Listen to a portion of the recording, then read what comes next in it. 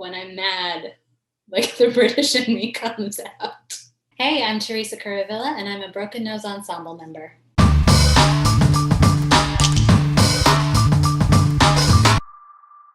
I was born in England, actually, in Sidcup. I'm not as familiar with English and British geography as I should be. When I moved to the US, I was always a mimic, and I very quickly picked up on the accent. And so I would remember very intentionally wanting to fit in, and hearing kids being like, look at this, look at that, And so I'd always be like, look it. And acting and singing have always been very closely tied together for me.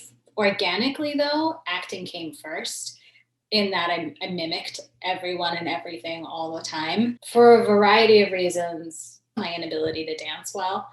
I didn't really get into the whole musical scene in Chicago as much, especially in terms of diversity and the kinds of roles that were accessible to me.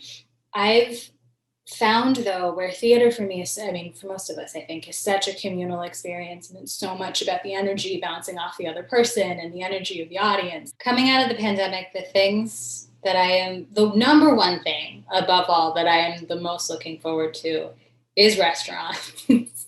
I want someone else to bring me food that is better than anything I could do. So many other things, though. I think the biggest being, there's always been a cultural American thing that if you do this so hard.